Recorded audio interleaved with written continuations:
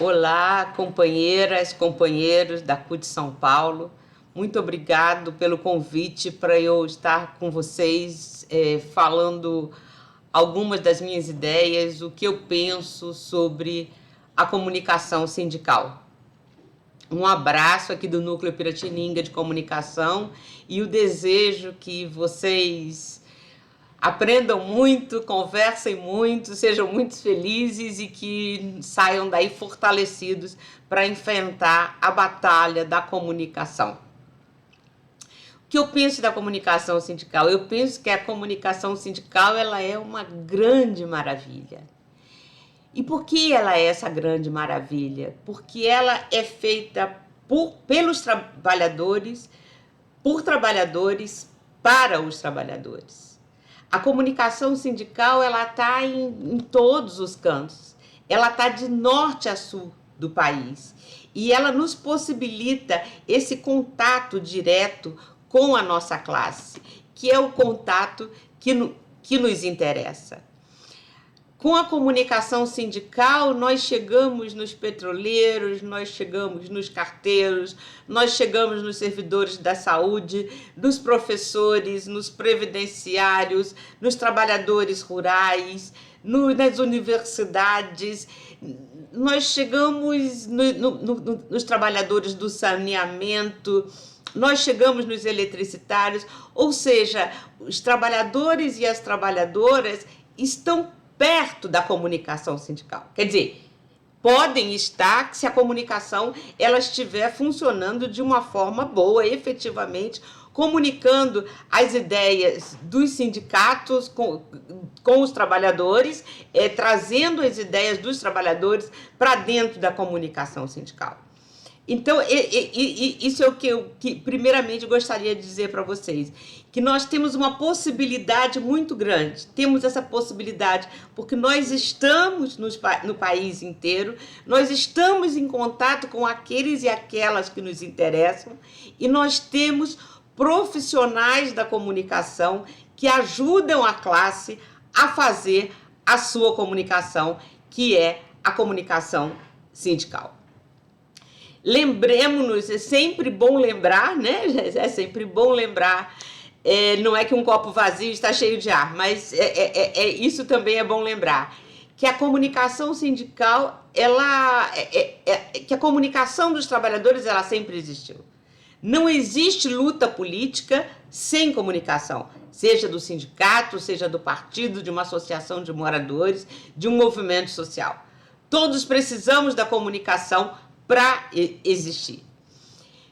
Então, os sindicatos precisam muito também da comunicação para existirem e travarem as suas lutas. Durante a pandemia, nós demos um show. A comunicação sindical deu um show. A gente aprendeu, reaprendeu, se virou, se transformou e virou... O que a gente fez foi muito bonito, foi muito bonito. Nós ocupamos as redes sociais com lives, com programas, com filmes, nós ocupamos as redes sociais do WhatsApp, aprendemos a usar o WhatsApp, aprendemos a usar o Instagram, ou seja, nós fizemos um trabalho muito bem feito com as redes sociais, que era o que nos restava durante a pandemia, quando boa parte dos sindicatos deixaram de produzir o seu impresso pela dificuldade de entregar, ou seja, nós não podíamos ter contato físico. Então, nós soubemos muito bem lidar com as redes sociais e com o mundo digital. E isso é muito importante, porque o Brasil é vice-campeão em tempo gasto nas redes sociais. Nós, os brasileiros, passamos muito tempo nas redes sociais. Se nós formos pegar a tabela, a gente vai ver que a gente gosta da coisa. Ao mesmo tempo que a gente precisa problematizar esse novo ambiente, que já não é mais tão novo assim, mas para alguns de nós que estamos no mundo da internet desde praticamente a sua chegada ao Brasil, não é tão novo assim, mas tudo é muito novo porque tudo muda muito mais rapidamente, né? Eu, por exemplo, nem tive tempo de ser do Orkut, eu já entrei direto no Facebook. E agora a gente, por exemplo, agora no Núcleo, a gente acaba de ver que uma postagem nossa, ela teve 167, uma postagem feita esses dias. Ela teve 167 curtidas no Instagram e 46 no Facebook. Ou seja, a gente está aprendendo a conviver nesse mundo. Mas o que é preciso problematizar? É que esse mundo ele é um mundo privado.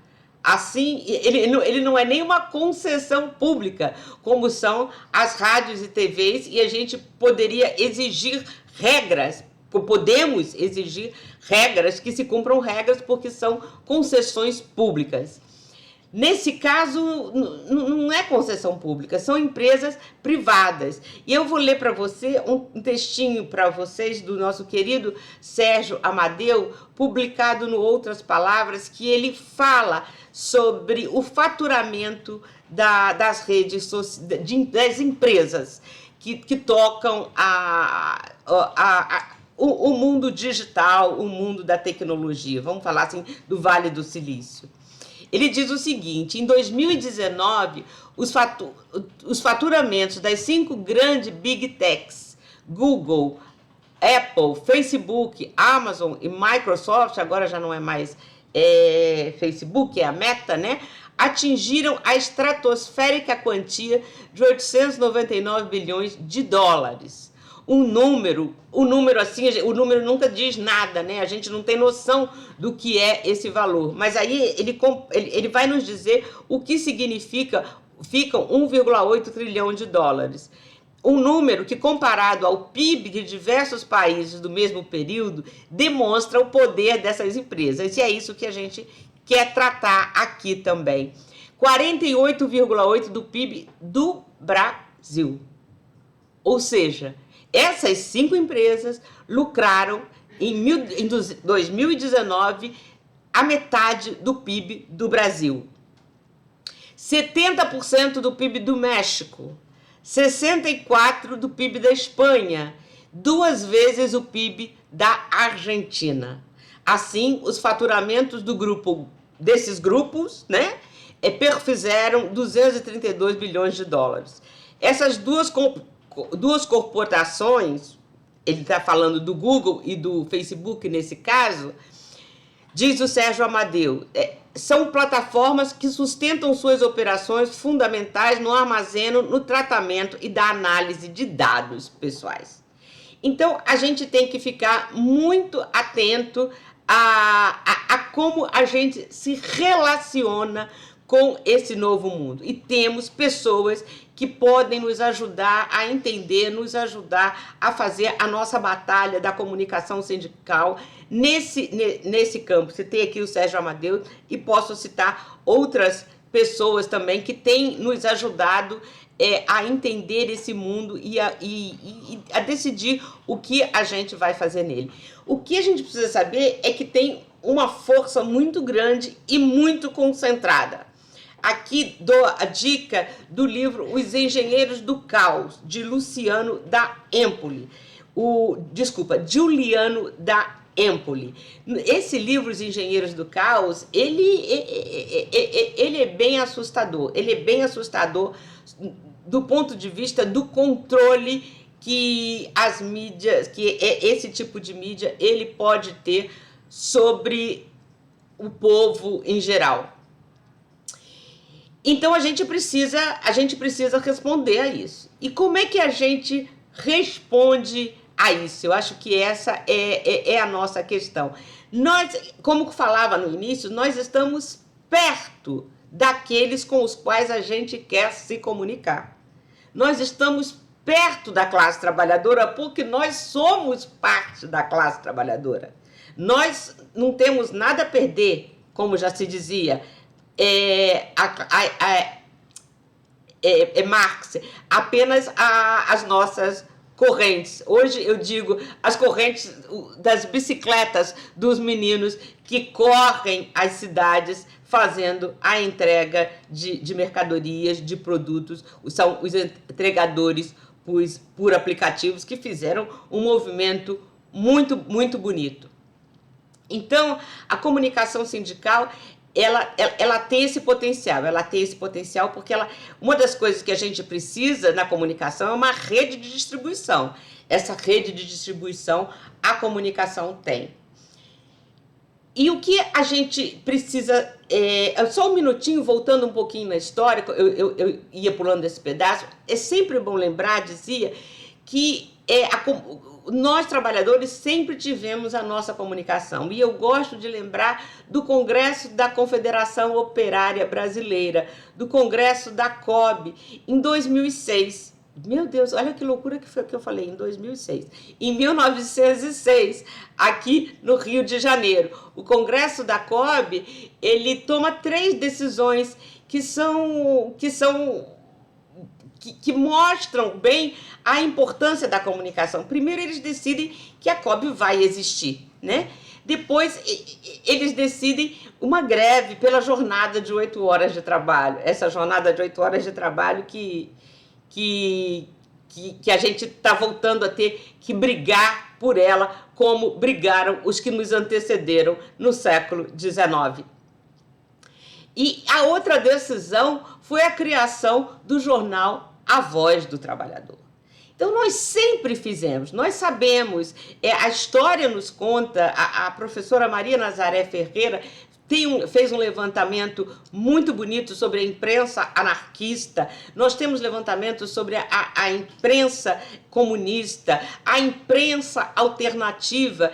E eu digo, né, lendo o livro do professor Bernardo Kuczynski, ele diz que a imprensa alternativa, ela era a sucessora da imprensa anarquista do início do século passado. Quando eu li essa frase no livro do professor Bernardo, jornalista e professor Bernardo, Jornalistas Revolucionários, me veio a seguinte ideia: nós, jornalistas sindicais, somos os sucessores da comunicação, da imprensa alternativa, que foi forte no Brasil no período da ditadura, quando os sindicatos estavam amarrados, sob intervenção, com diretorias destituídas, dirigentes sindicais estavam já no ato número 1, imediatamente sendo cassados, já pelo ato número 1, e os sindicatos vivendo um momento difícil. A imprensa alternativa,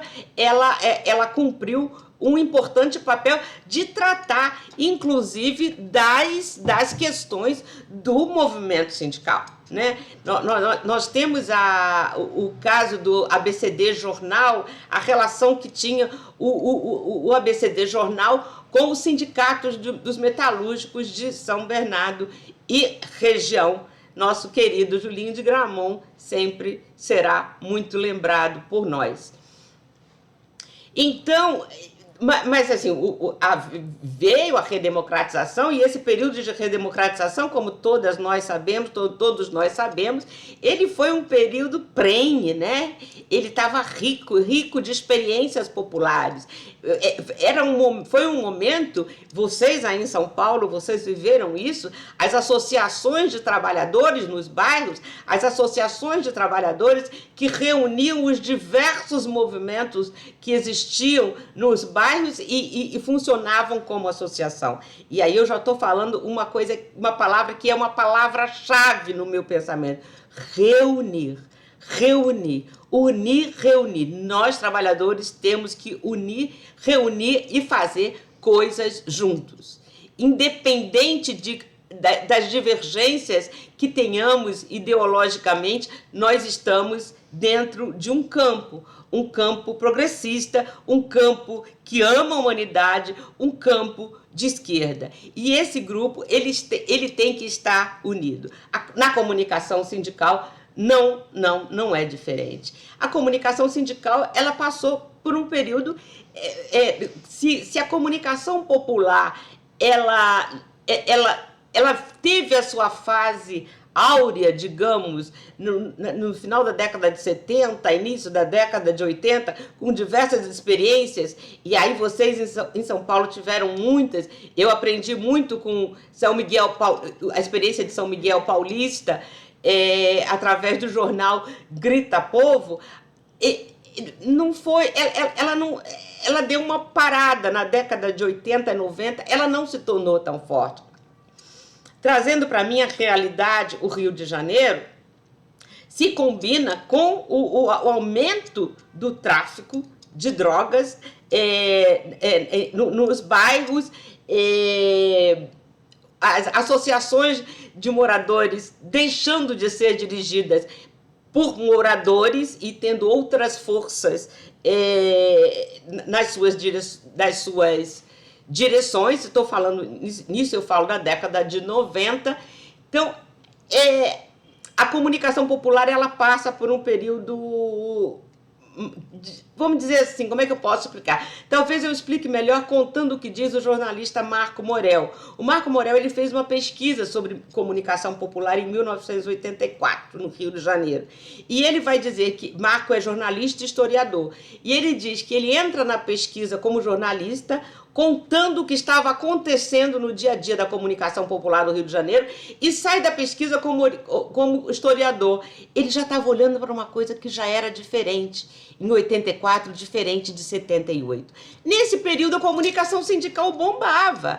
83, 84, 85, 87, 88, quantos encontros, quantas vezes nos reunimos e falamos, e quantos jornais e boletins nós fizemos. A comunicação sindical cutista ganhou um nível de profissionalização muito grande. Eram inúmeros as revistas que os sindicatos produziam, os jornais que os sindicatos produziam, os jornais diários que os sindicatos produziam, Bancário de São Paulo, Metalúrgico, Bancário do ABC, Bancário da Bahia, Bancários do Rio de Janeiro. Eram jornais diários entregues pelos trabalhadores, para os trabalhadores, na porta dos bancos, na porta das fábricas, com carros de som e nas agências bancárias. Vixe, parece que eu estou falando de um outro mundo. As agências bancárias diminuiu muito o número de bancários, né, de bancárias. Nós passamos pela reestruturação produtiva. Quanto tempo nós vivemos falando, e o neoliberalismo chegando, e a comunicação sindical enfrentou tudo. E eu tenho orgulho de dizer, hoje não atuo diretamente na comunicação sindical, mas me apresento como uma jornalista sindical, porque foi isso que eu fiz a minha vida inteira. Nesse período, como eu disse, caía a comunicação popular, não estava no seu auge, a comunicação alternativa tinha acabado. O que tinha? Os partidos não tinham a sua comunicação. Então, eu ouso dizer, afirmar, reafirmar que a comunicação sindical do cutista, e quando eu digo cutista, eu estou falando daquele período, não estou me referindo a apenas o que é a CUT hoje, mas também aqueles que saíram da CUT, estou me referindo à década de 90, eu incluo esses grupos que saíram da CUT junto nessa análise dos que fizeram uma comunicação contra-hegemônica. Nós fizemos uma comunicação contra-hegemônica. Éramos nós a comunicação que existia contra a poderosa Rede Globo. Nós não estamos falando desse mundo das redes sociais. Estamos falando do mundo do superpoder da Rede Globo. A comunicação sindical fez e aconteceu. Já falei aqui do profissionalismo. Repito, jornais, revistas, rádios, vídeos. Quantos vídeos nós fizemos? Nós temos o movimento popular, o movimento sindical produziu uma enormidade de vídeos que precisa ser assistida, porque contar a nossa história é uma das tarefas da comunicação sindical. Dito isto, o que temos para hoje? Temos para hoje a tarefa de nos comunicarmos cada vez mais e melhor com os trabalhadores e as trabalhadoras. Como vai ser feito isso? Bom, eu também não sei. depende da categoria profissional. Como sempre já dissemos isso, a comunicação que vai ser feita para uma determinada categoria pode não ser a melhor comunicação feita para outras categorias. Mas quero contar duas coisas para vocês aqui que eu acho que nos lembram que, por mais que o tempo passe, algumas coisas permanecem. Ontem eu fazia uma entrevista com uma candidata a deputada aqui no Rio de Janeiro, 4 jornalistas, nós fomos convidadas a entrevistar a jornalista, doutora e candidata e deputada estadual Renata Souza, do PSOL. E a Renata falava que ela era a rainha dos bottoms. No meio da entrevista ela falou isso, que a mochila dela era um outdoor de bottoms. E nós éramos assim como Renata. Ela me disse muito sobre isso, porque quando a gente punha um broche da CUT no peito, ia para a padaria, a gente ia para comprar briga. E vocês sabem do que eu estou falando. Quando se botava uma estrela do PT no peito e ia para a rua, a gente dizia já de cara o que a gente é. Hoje os bottoms não são assim tão mais usados, mas os adesivos, eles cumprem esse papel tão importante. Se eu estou com o adesivo Marielle Franco, como a filha do recém-eleito presidente colombiano foi votar com uma camisa Marielle Franco. Gente, a filha do recém-eleito presidente da Colômbia foi votar com uma camiseta Marielle Franco. Com aquilo, ela passou uma mensagem para o mundo do que ela entende que deve ser o governo do pai dela. Por que eu estou contando essas histórias? Para a gente entender que o bottom, a camiseta, eles continuam a ser importantes. Nós não precisamos nos desesperar e achar que tudo que nós fizermos daqui para frente tem que ser feito pela internet. Não, não é verdade. O outro caso que eu queria contar aconteceu comigo hoje pela manhã, quando tomava meu cafezinho na padaria aqui em frente ao Núcleo Piratininga.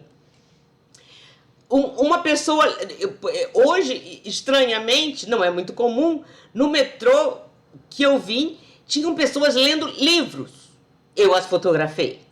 Chegando na padaria, um senhor lendo jornal. Pedi licença e o fotografei. Pode ser que sirva como museu, né, para peças de museu. A gente lembrar que em 2022 alguém lia livro, alguém lia jornal. Pode ser que seja necessário. Nessa conversa, entra a moça que atende no cafezinho e começa a falar como eram bons, uma mulher de uns 40 e poucos anos, como eram bons os tempos em que se lia jornal, os tempos em que se lia revista, que agora todo mundo só quer saber de ficar com o celular na cara, que você vai conversar com uma amiga e a amiga abre o celular e começa a falar com o celular. E o mais interessante que ela falou, e esses grupos de WhatsApp, que é um monte de grupo de WhatsApp. O que mais me chamou a atenção, eu trabalho das 7 da manhã às 6 da tarde. Que horas eu vou ter para entrar em grupo de WhatsApp? Continuou ela. Me botaram ontem num grupo de bolos. E se eu já trabalho numa padaria, por que eu quero estar num grupo de bolos? Como é complexa a vida, como é complexa a situação, o tempo que os trabalhadores gastam nos transportes, eles precisam ser contabilizados quando a gente pensa em comunicação dos trabalhadores. Então, eu acho que para nós continua o desafio de compreender como os trabalhadores e as trabalhadoras se informam e formam as suas ideias. A comunicação sindical, ela está dentro disso. Por isso, a comunicação sindical, na década de 90, nos anos 2000, ela entende que ela precisa tratar não apenas da relação do trabalhador, da trabalhadora com a máquina, com o caixa bancário, com a sala de aula. Ela precisa falar da classe como um todo, entendendo que se no Jornal dos Ferroviários e das Ferroviárias há uma matéria sobre educação, isso faz com que os trabalhadores e trabalhadoras ferroviárias entendam por que a educação pública é o que é no Brasil, a privada é uma merda, a pública tem os seus diversos problemas. a gente entende qual é o projeto político que há na ideia de manter as escolas públicas num estado de precariedade, com professores mal remunerados e crianças mal alimentadas. É preciso que os ferroviários entendam, porque os filhos deles e as filhas deles vão para as escolas públicas. Então, nós dizíamos nos jornais, hoje a gente não pode falar só dos jornais, né? Precisam falar de educação, precisam falar de saúde, precisam falar de previdência social. A importância da previdência social, ela tem que estar em todos os nossos jornais. Por isso, a comunicação sindical do campo da CUT, ela ampliou a sua pauta. Fechando, sobre seguridade, eu vou ler um pedacinho de um texto que eu estou fazendo aqui para a imprensa sindical. É um trabalho que eu estou fazendo para a Federação. Eu digo que não sou jornalista sindical, não sou atualmente, mas sou mais ou menos. Estou fazendo no momento um trabalho para a Federação dos Engenheiros, a Intersindical dos Engenheiros, com sede no Rio de Janeiro. E num determinado trecho do texto que eu estou produzindo, eu escrevo assim: a previdência social é indispensável aos trabalhadores e trabalhadoras, e ela também é uma conquista dos sindicatos, uma conquista que também está sob ameaça desde a década de 1980. E aí eu cito um trecho do historiador Eric Hobsbawm no livro A Era dos Extremos. Ao falar sobre a crise do capitalismo em 1929, a Grande Depressão, no livro Era dos Extremos, Eric Hobsbawm nos dá uma grande lição ao lembrar o significado da previdência social na vida das pessoas e por que é tão importante lutarmos para mantê-la. Ele diz: o que tornava a situação mais dramática na Europa e Estados Unidos naquele período era que a previdência pública, na forma de seguro social, inclusive auxílio-desemprego, ou não existia ou era muito precária. É por isso que a Seguridade Social sempre foi uma preocupação tão vital dos trabalhadores. Proteção contra as terríveis incertezas do desemprego, doença, acidente, as terríveis certezas de uma velhice sem ganhos. Então, a gente precisa falar desses assuntos, e eu digo, a comunicação sindical cutista, fizemos inúmeras matérias sobre as reformas da Previdência e ampliamos a nossa fala. Agora, qual é o nosso desafio hoje, né? Então, eu acho que o nosso desafio hoje, eu penso, já encerrando aqui a minha fala, primeiramente, nós temos que... A máquina de lá, eu já mostrei que ela é grande e poderosa.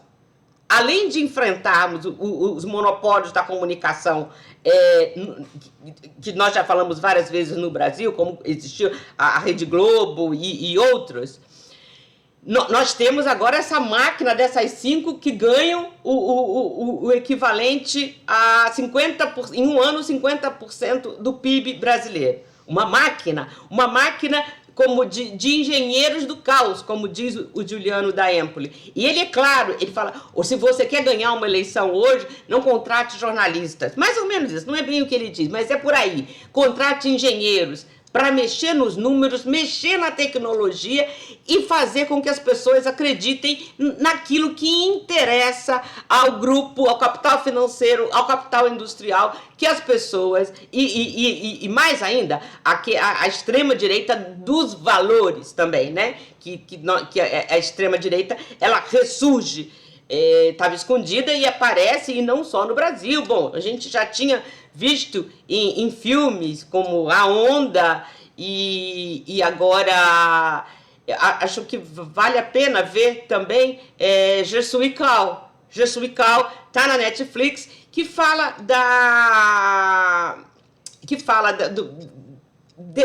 desse movimento conservador e como ele, na Alemanha, França, na Europa, enfim, e como ele age. Acho que vale a pena ver esse livro tratando desse assunto. Então, essa máquina é poderosa. Já que ela é poderosa, nós temos que unir esforços para produzir jornalismo que custa caro, publicidade, propaganda, fazermos o que há de melhor em termos de comunicação, escrita, visual, falada, televisada, fazer pequenos filmes e subir no Facebook filmes que falem da realidade dos trabalhadores, do dia a dia, filminhos curtos de 10 minutos. Isso dá uma audiência fantástica. E nós podemos, são mini novelas. Nessas mini novelas, passar as nossas ideias, apresentar. Eu gosto mais da palavra apresentar as nossas ideias do que passar as nossas ideias. Apresentar as nossas ideias para a classe trabalhadora. Um outro formato que eu tenho achado bem interessante também é não sei se os assessores jurídicos dos sindicatos já estão fazendo isso, mas muitos advogados, para divulgarem o seu trabalho, eles mantêm contas nas redes sociais falando de direitos. E alguns sobre direitos trabalhistas. Eu acho que pequenos filmetes, e aí são de 3 minutos, sobre direitos trabalhistas, eu acho que pode interessar muito. Então, 2 coisas que eu pensei que a gente pode fazer. Bom, mas o que eu quero dizer? Eu não acredito que individualmente cada sindicato vá conseguir sozinho, tirando aqueles que têm algumas estruturas maiores, vá conseguir fazer essa disputa. Então, o que eu proponho? Unir esforços para produzir comunicação juntos. Eu não acredito que individualmente o sindicato, eu falei isso para o sindicato dos professores e servidores, dos 2 sindicatos, né? O sindicato dos professores e o sindicato dos servidores da Universidade Federal de Juiz de Fora. Eu falei, sozinhos vocês não vão conseguir. Vocês fizeram uma coisa muito boa nesse momento que eu estava falando para eles, que já juntaram 2 sindicatos, mas junta 3, 4, 5, 6, 7. É uma central. Unir esforços e fazer as coisas juntos. E que essas coisas possam ser usadas por todos nós, né? Por todos nós que nos interessamos por essas ideias. Unir esforços na produção para a internet para enfrentar essa máquina de guerra. Ou seja, não abandonar o jornalismo. Fazer o jornalismo que nos ensina o professor Vinícius Lima. Um jornalismo que não mente, um jornalismo que não omite, um jornalismo que não desinforma, ou que nos ensina Inácio Ramonet, um jornalismo sem agrotóxico, que não esteja poluído, porque o que nós temos é um jornalismo poluído. Então, nós temos o desafio de fazer jornalismo. Segundo, de enfrentar de todas as maneiras essa guerra que vem pelas mídias digitais.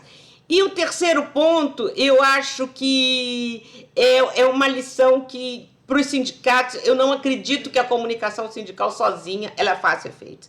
Então, eu acho que nós temos que ter um contato muito forte com a comunicação popular, agir junto com a comunicação popular e os sindicatos atuarem nos bairros, onde moram os carteiros, onde moram os trabalhadores do saneamento, onde moram os professores. Tivemos uma experiência aqui em Rio das Pedras, no Rio de Janeiro, muito interessante, que foi um programa que nós levamos para conversar com moradores sindicalistas de várias categorias para conversar com os moradores de Rio das Pedras. Por quê? Porque o sindicato está mal na fita. Assim como os partidos estão mal na fita, os sindicatos também estão. A campanha contra a política, ela nos atinge diretamente. Então, é um descrédito. Há um descrédito contra os sindicatos, há uma desinformação para afastar cada vez os trabalhadores, mais trabalhadores dos sindicatos, quando é um momento que precisa acontecer exatamente o contrário. Nós precisamos dizer para os trabalhadores, lembrar os trabalhadores como nós chegamos até aqui, como cada direito que nós temos foi conquistado, como a previdência pública ela foi conquistada. Então, para encerrar, eu queria dizer só uma frase assim. A gente precisa estar junto da classe. Nos locais de trabalho, se nos locais de trabalho hoje não é muito possível, em alguns casos não é muito possível, façamos nos locais de moradia. Exige bastante força trabalho, mas há necessidade. E eu quero encerrar com